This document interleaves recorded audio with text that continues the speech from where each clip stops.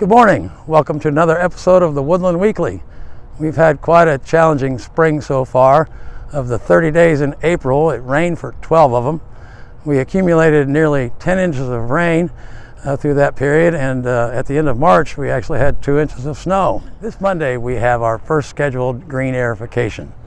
So I thought I wanted to take a couple of minutes just to explain to everyone why we aerify a green and why we aerify greens as often as we do. Aerification simply means, or to aerate, simply means to put air into something. Aerification is a cultural practice that we use on greens, similar to what a farmer does when he goes out and plows his field or discs.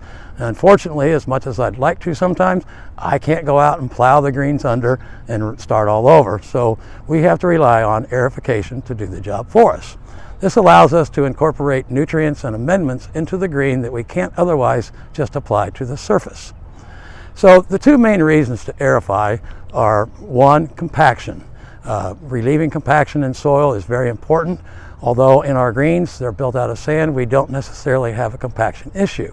So the next important area is to relieve or reduce the amount of organic matter buildup that occurs in a golf green. Organic matter simply comes from dying roots and stems of grass plants that create a layer in a green.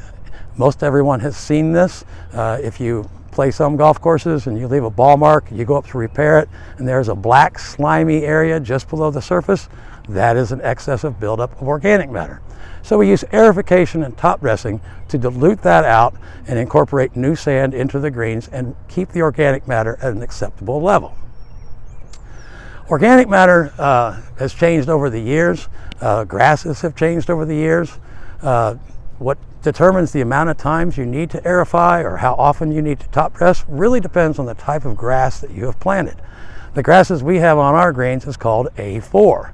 In the early 90s, Dr. Joe Duich from Penn State, who is a plant geneticist and plant breeder, traveled all over Georgia, taking samples of, how he told me, grasses that survived the heat and humidity in Georgia in the summertime. He also took several samples from the greens at Augusta National, where he was a consultant for nearly 40 years.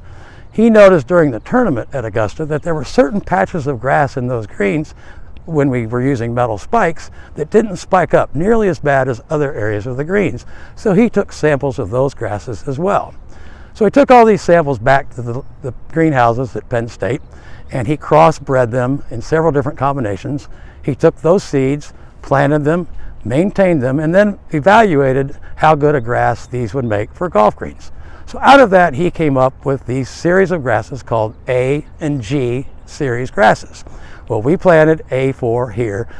So when you play golf at Woodland, the parent plants for these plants we have on our greens actually were growing on the greens at Augusta National in the early 90s. Well, one of the things we noticed right away about these new grasses was that they have a high shoot density. And shoot density simply is how many plants you get. The old grass that people planted for now 60 years and still plant some places today is called Penncross, also developed at Penn State. Penncross produces about 1,800 plants per square decimeter. A decimeter is a 2.5 feet by 2.5 feet area. So 1,800 plants per square decimeter with the old grasses. With these new high density grasses, they produce upwards of 2,700 plants per square decimeter, which means more plants, more organic matter development. As Pete likes to say, grass never sleeps. It doesn't know the difference between Sunday or Tuesday or Thursday. So it's constantly producing organic matter, so we have to constantly be aerifying and top dressing to continue to dilute that organic matter development. Otherwise, what happens with the green, organic matter improves water infiltration, or decreases water infiltration, and it also decreases the air exchanged for soil gases and the air. What most people don't realize is that plant roots are exactly like you and I. They breathe oxygen and they give off carbon dioxide. So if there's a poor exchange of gases from the soil to the air and fresh air getting into the green, your greens are eventually going to suffer and die, just like if you had a bag over your head. So we have to aerify on a consistent program to keep that from occurring. Sustainability of a golf green relies solely on aerification, top dressing, and nutrient management. So when we do aerify, we use these little 1/4 inch mini tines. Several places will use a 1/2 inch tine, a bigger tine than this, on a 2x2 spacing. I prefer to use a smaller tine that's less impact on a green, but we go at a tighter spacing, closer to 1 inch by 1 inch. So if you do the math and calculate the area of a circle and the number of holes per square foot, we find that we are impacting less than 5% of a green when we aerify. Now, I know a lot of members would say, it sure looks like a lot more than 5%, but if you do the calculations, it comes to right around 4.9% of the surface of the green that gets impacted when we aerify. So the greens that perform the best, that are the most sustainable and from year to year to year and can survive the summer hot months of Indiana, are greens that are impacted about 20% a year. So again, you do the math, that comes to about 4 times a year that you need to aerify your greens to properly manage organic matter development with these new high density bent grasses that we have. Well, I hope this helps everyone to understand a little better why we aerify and how often we aerify. If anyone would like to discuss this further, more in depth with me, I'd be glad to do that.